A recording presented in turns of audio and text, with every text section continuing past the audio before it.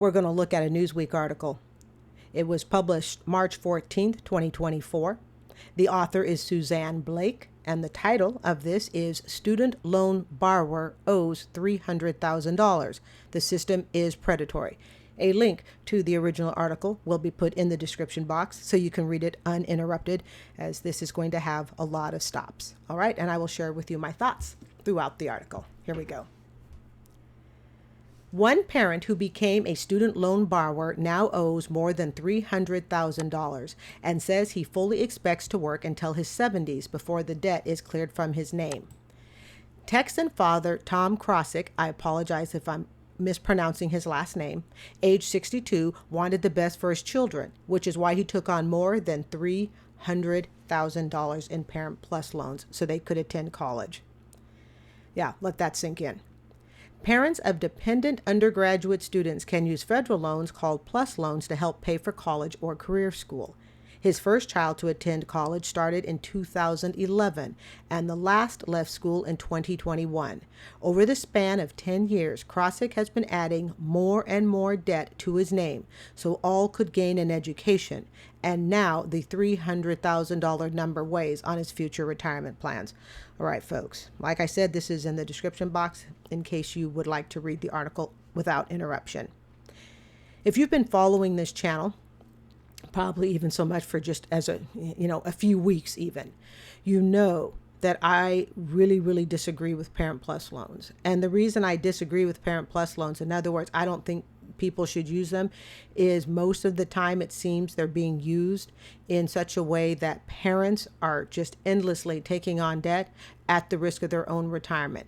And when parents say things like, well, I'm willing, and I've read articles like this, okay? I'm willing to make sacrifices on my retirement, even if I have to struggle and whatnot, so my kids can have a brighter future. Well, here's the way I see it, okay? And I do not have children, all right? And I'm 58, just so you kind of know my perspective. I'm almost 58 in July. If you are struggling in your retirement where you can't feed and house and transport yourself to live your daily life because you've given all that money for your kids to go to college, guess what you wind up doing, in my opinion, in your older years? You now just indirectly tell your child, you're going to have to pay us back because mom and dad don't have a place to live. Mom and dad can't feed ourselves. Mom and dad don't have vehicles to even do things like get ourselves to medical appointments. It's almost like robbing from Peter to pay Paul. You're willing to rob from your own retirement account, okay? But now you become a burden in the future to your children. If I look at the economy and the way it is today, and if we take a really honest look at how things have shifted, I hate to say it, the concept of living better than our parents, forget it. Those days are done. I live in 840 square feet. I drive a Toyota Corolla. I gross $70,000 the last 2 years. This is how I live, so I don't get into debt.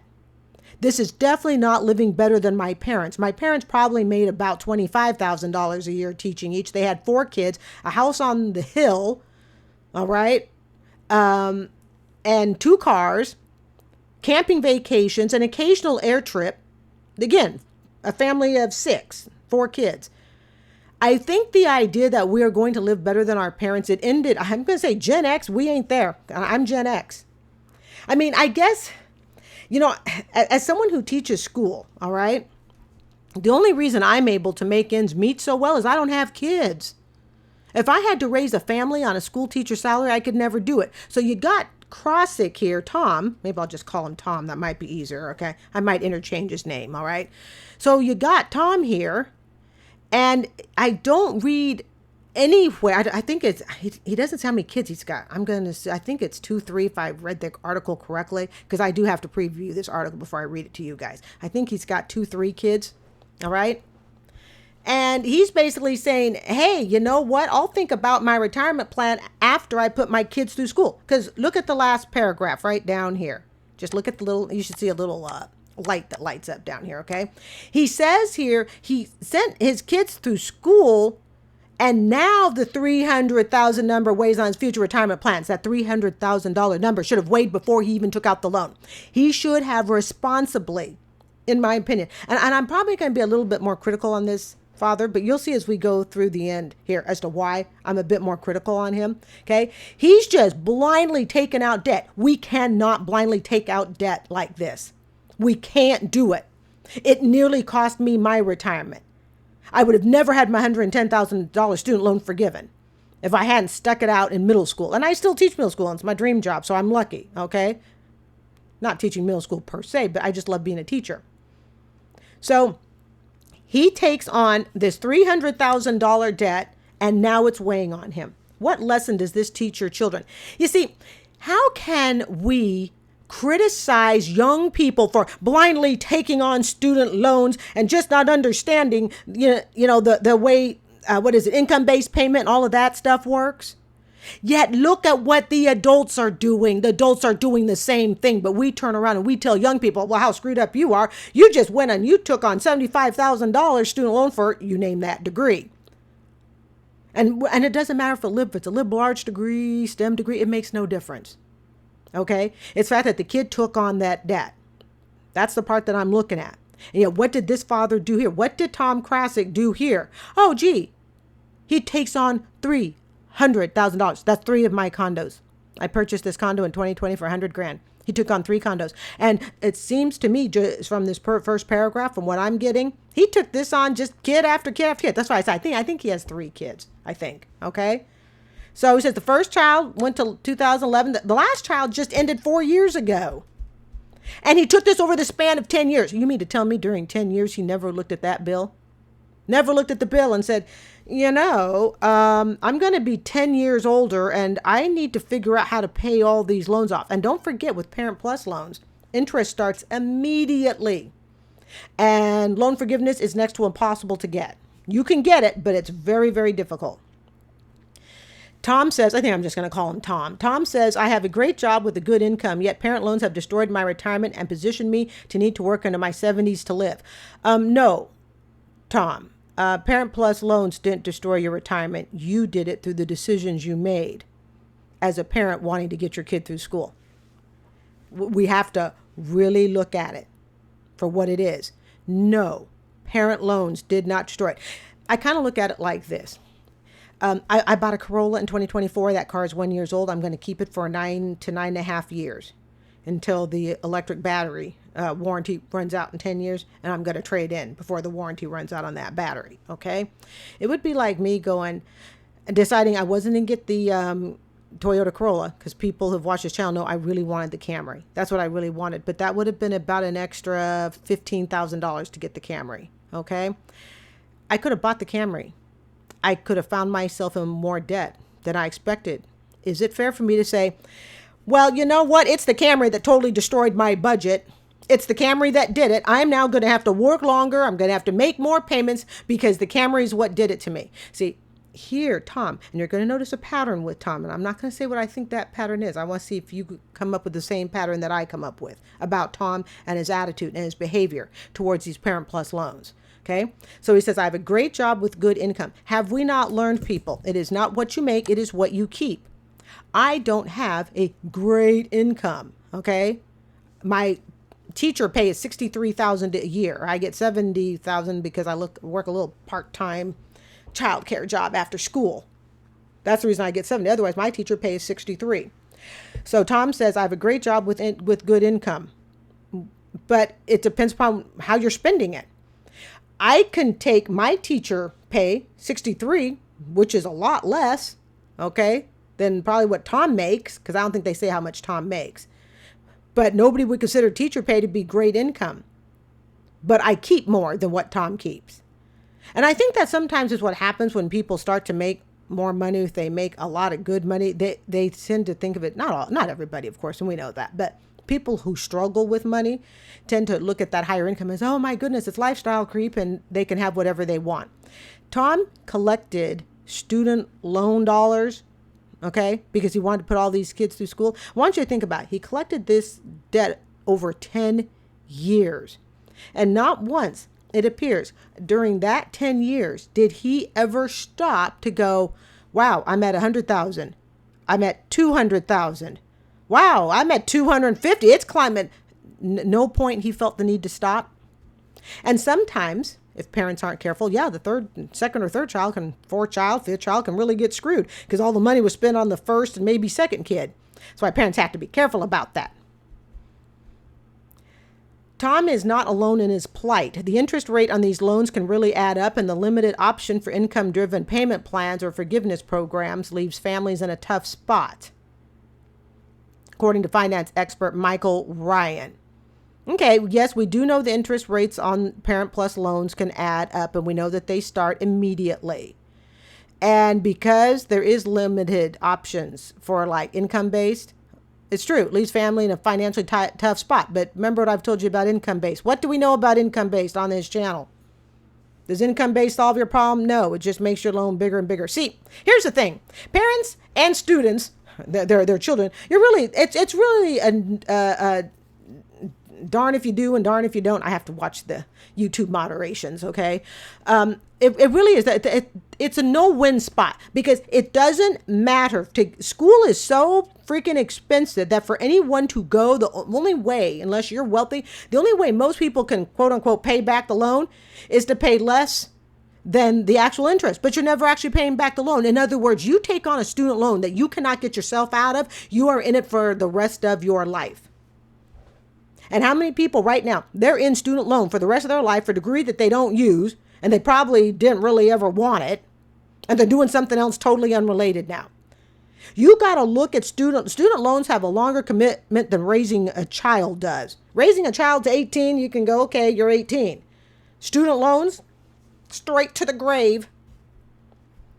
I've worked with clients who have put retirement on hold or taken on second jobs to cover plus loan payments. It's heartbreaking to see such an intense burden placed on parents who simply wish to see their child achieve their dreams. Okay.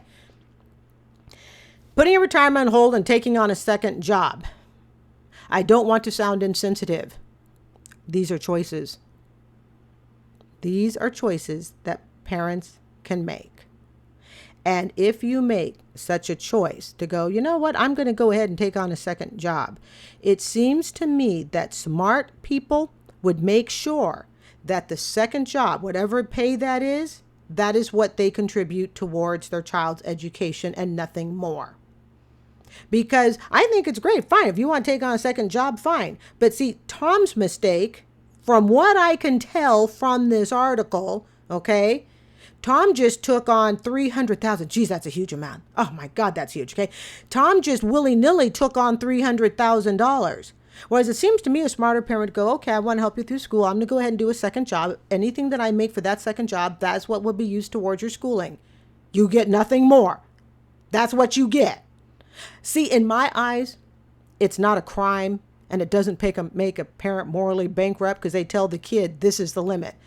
This is what I can afford to give you, if I can even afford to give you anything. And it's my belief, my conspiracy theory. Okay. Every now and then I fall into the conspiracy theory trap just for fun. Wouldn't it be interesting if all that marketing and advertising and stuff, brochures and all that try to make parents feel bad because they can't send their kid to their dream school, or they can't, put as much towards college, if anything towards college, as they would like? There's a club out there somewhere that's making parents feel bad about it. And you see, I don't think parents should feel bad about it. My mom had limits on what she could afford. This is what I can afford. These are the limits. Those limits were well established before I got to college. I had no surprises. And I think that's something that parents can do as a favor to their child. Don't wait till the last minute to tell your child that. I don't think you need to notify them in middle school, but I would say by the time they hit 10th grade, they need to kind of start knowing what the game plan is for college, if they're going to go that route. Or maybe what the game plan is for a trade school, whatever. They need to know. But, we can sit there and go, oh, it's heartbreaking that the burden that these parents take on. Okay, that's fine if the parent wants to take on that burden, but if you're voluntarily doing it, it's kind of like this, okay? There are stories out there, and they kind of just make me shake my head. I'm a teacher, all right? I'm just so excited because I enter my 20th year this fall. So I'm very excited about that. But there are teacher stories I have read, okay? And it'll be something like, and this teacher spends $500 a month on their classroom. Where the bejesus do you need to spend $500 a month on your classroom? There comes a point where I can tell, and I've been in the business 19 years, okay, full time, all right, teaching English language arts.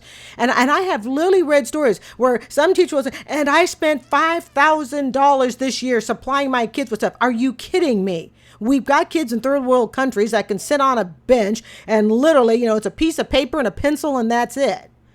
So sometimes, but sometimes I think there are teachers that like to buy all these extras because they feel it learns and riches. And that's great if they have the budget, if they want to do it.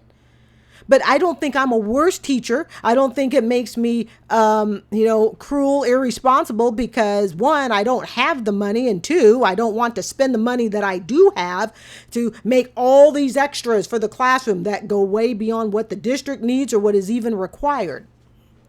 And I think sometimes with Parent Plus loans, it's my opinion at times that parents, I think some of them feel guilty because they can't give their kid everything. So instead of saying, no, this is the limit, they just go, well, whatever, I'll take on all the debt I can, and then I will deal with it later.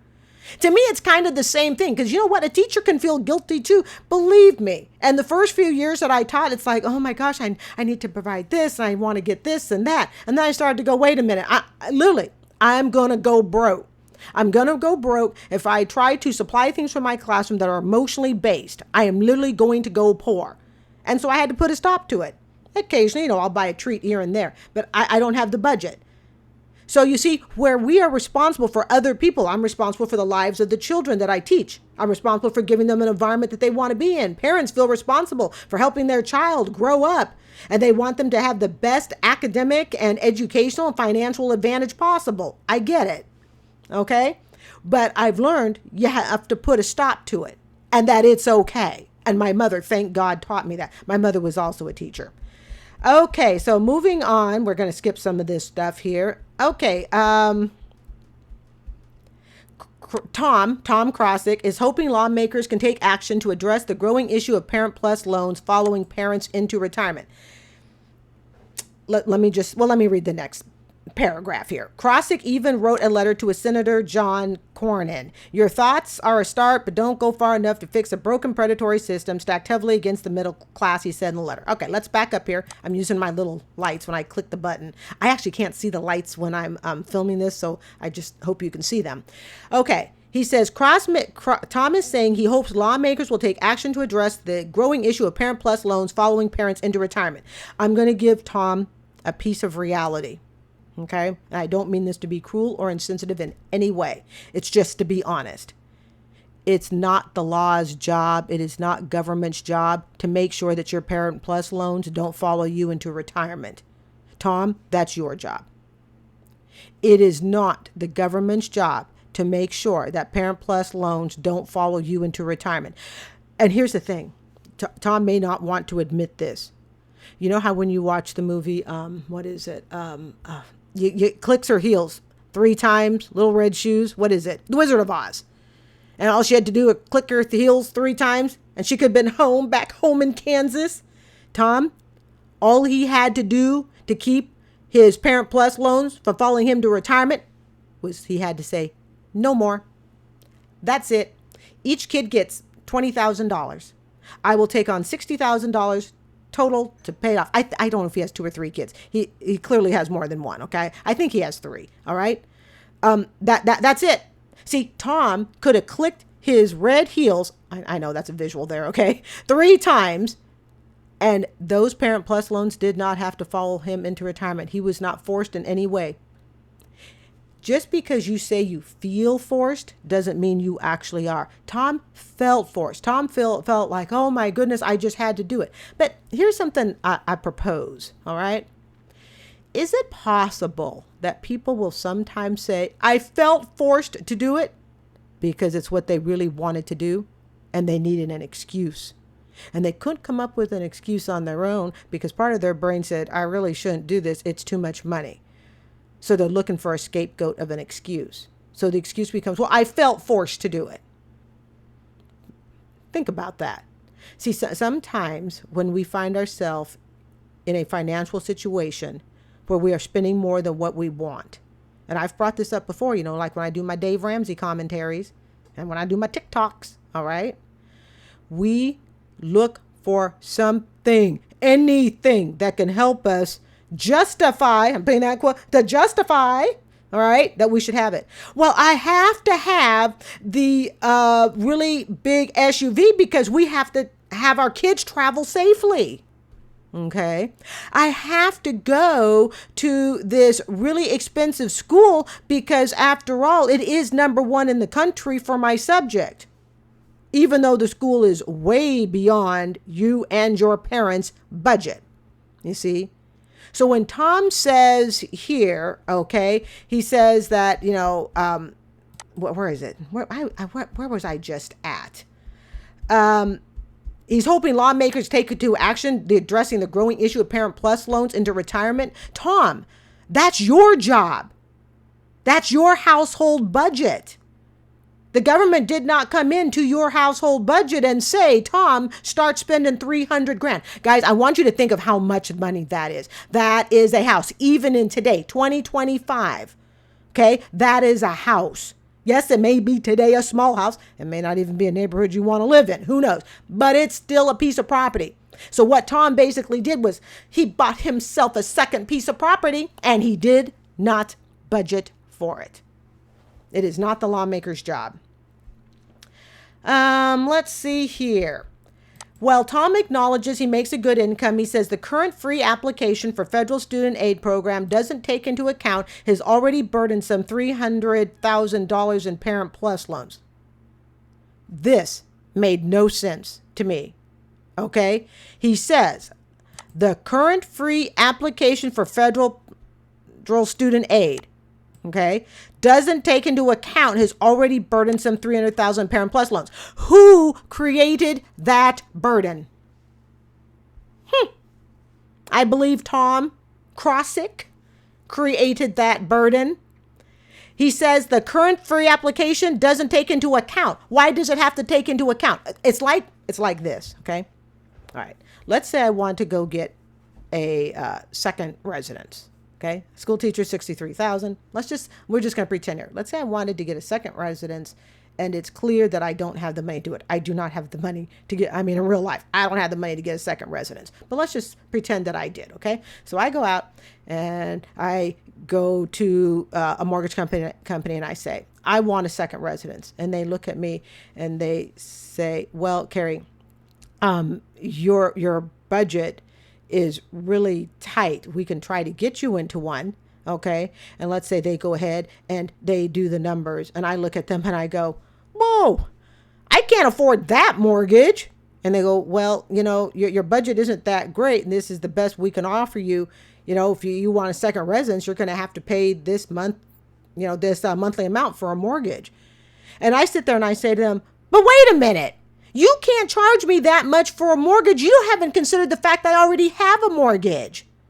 So you need to make that number lower. You need to make that second residence cheaper for me. You see? Am I being clear here? Tom is blaming. Remember what I said to you at the beginning. I want you to see if you see a pattern here. Tom believes that the opportunities he should have should all be based on his current debt lifestyle. His current debt lifestyle is that he takes out all the Parent Plus loans he wants to $300,000. And then when more opportunity comes along, in this case, the free application for federal student aid, well, that doesn't fit into Tom's already full bucket. You see? You can't go to somebody else and say, I want more. And then when they say, okay, here's more, but here's the price it's going to be. Then you turn around and go, well, wait a minute, that's not going to work.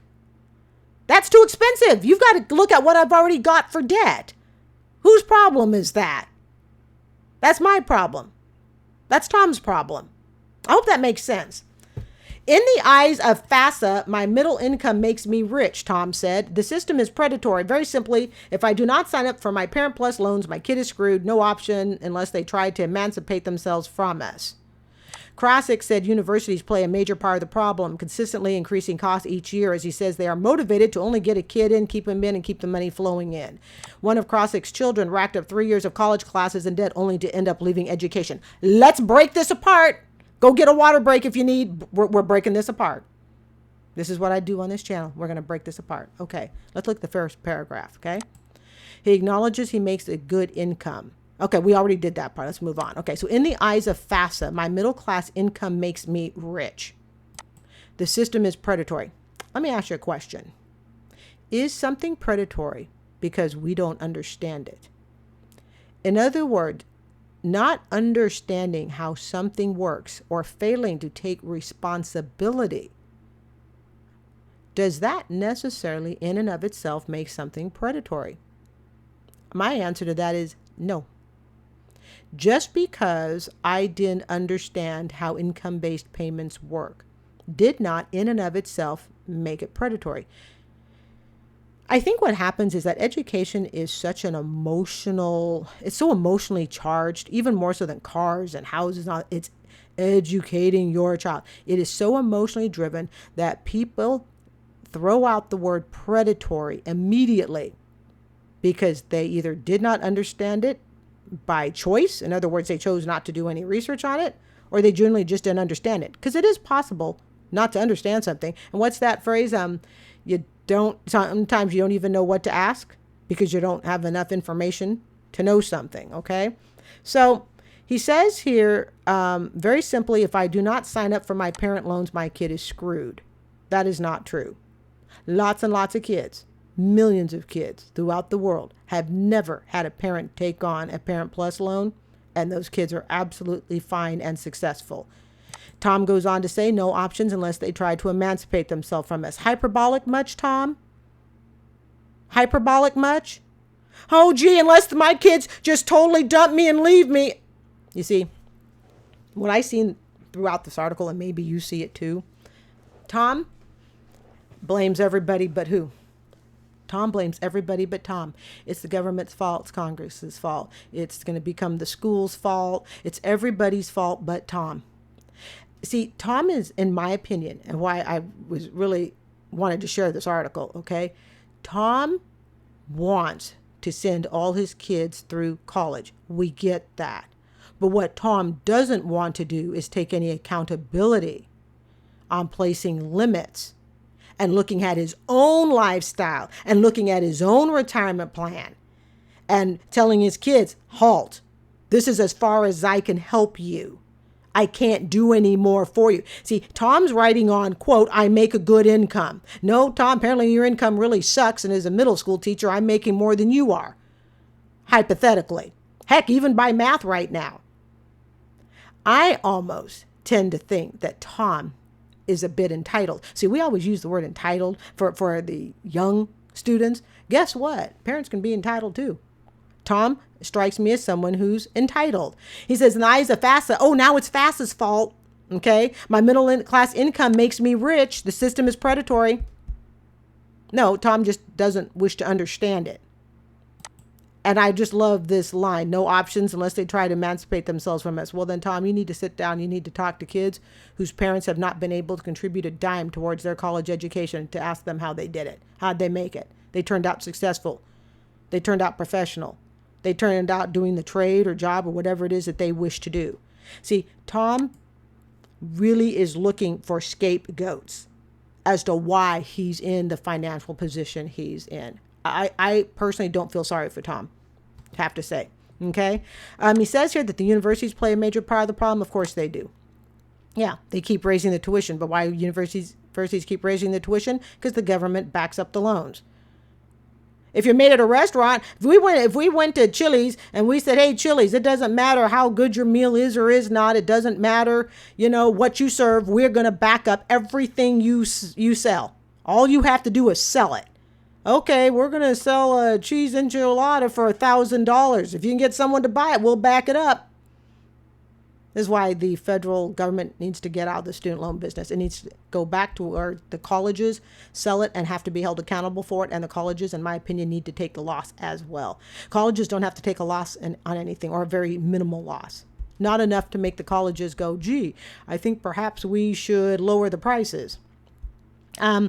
Somebody wrote on my channel the other day, I can't remember who it was, so I do apologize, but they made the comment about how silent the universities and colleges, not really college, because I think a community college, but the universities, how silent the universities have been in all this. Oh, of course, the universities want you looking the other way. It's kind of like, if you're standing next to somebody and you don't really want to acknowledge them, you don't look at them. All right. You just kind of keep your eyes focused in another direction. One of Krasik's children racked up 3 years of college classes to only end up leaving education. If you watched a video that I did just the other day, okay, and what did I say in that video? I said, gee, how many parents are taking on Parent Plus loans for their kid to drop out of school? And I know parents may sit there and go, well, that's never going to happen to my child. Trust me, as a middle school teacher, it can happen to anybody's kid. 40% of students, I think it is, okay, don't quote me quite, but I do believe it's around 40% of students will drop out of school. So Tom Krasik has a kid who ended up who wound up dropping out. Okay, and continuing on the dropout topic, okay, after a year, it was clear he was struggling. This is the kid who dropped out. The guidance from the counselors, keep trying, it will come. The first 2 years are the hardest. Why did we keep him in one more year? Predatory practices and manipulation. Let's stop. Once again, Mr. Tom. Whose fault is it? Oh, now it's the guidance counselor's fault. You see, I would have more respect for Tom if he said, in spite of all this, suggestions and stuff from other people, I understand that, the buck stops with me. It is his checkbook. FAFSA, Congress, the guidance counselors, his own kids, they don't have access to it. Unless, of course, you're on a May 5th. You didn't pay your student loan deadline, but that's another story. Think about it, though. So Tom says it's now the guidance counselor's fault. Tom said he was led astray by others' view that only bad parents wouldn't let their children fight through an education they were struggling to make work. Oh, now it's other people's fault as well. Just simply called others. Everybody's fault but Tom. Tom has $300,000 in parent loans. He's now, after 10 years of collecting this debt, it's now sitting square in front of him. He's crying over his bill, going, I need somebody to blame. Now, here's my thought, Tom. It says the guidance counselors said to keep trying. The first 2 years are the hardest. Why did we keep him in one more year? Well, I would say because, Tom, you didn't want to take accountability. And of course, someone like Tom would go, well, yes, I did take accountability. I was trying to be a good parent, keep them in. Look, any parent understands when you see your kid is struggling, any smart parent understands school is a business. It is a business first. Before your kid walks into that door, it is a business. So Tom should have had his parent business hat on, said, son, it looks like after a year you're struggling. I think we need to take a break. I think we need to regroup. And in between that, Tom should have also been looking at his Parent Plus loan bill going, wow, that's getting awfully high. You see? Put in the comments if you feel sorry for Tom. Please put in the comments. Do you feel sorry for Tom? Do you feel Tom was doing his best? Or do you believe Tom is simply using everybody as a scapegoat? And no, you do not have to agree with me at all. Okay. Let's see here. Okay, talks about the school, marketing placement. Okay, here we go. Another one of his children was lied to by his university. Oh, we've got more people at fault. All right, so let me repeat that. Another of his children was lied to by his university, Tom said. The school marketed its placement program in his chosen industry, but he soon realized only short-term job gigs were available. Whose fault is this? Did Tom sit down with his child and say, okay, so your school says these are the available jobs. Let's see what we can find on our own. It is okay to do your own research. It is okay to go find people outside of who the university knows to ask questions. It is okay. So now, see, what Tom is teaching his kids is he's teaching his kids that their failure is all going to be somebody else's fault. See? So I guess this kid, his child, okay, first we have the child that drops out. Okay, that's one. Then we've got this child here who was told they'd get a job, but it turns out all they can do is gig work. Makes me wonder what type of job they were going for. Just a thought, okay? There is a student loan crisis, Tom said. It affects students and parents. There is a college cost crisis. Many students and parents are priced out of college in this current funding system. That is a quote from Tom. Yeah. Many parents are priced out of college. And because you're priced out of college, it is a fact of life. Are you going to go screw up your retirement so you can price yourself out of retirement too? Not trying to be cruel. If you follow this channel enough, you will know I am very passionate about helping people stay out of debt, helping people keep out of the mistakes that I made. I almost was forced to retire with a $110,000 student loan that would have just grown and grown and grown over the next 10 years because I retire in 11 years.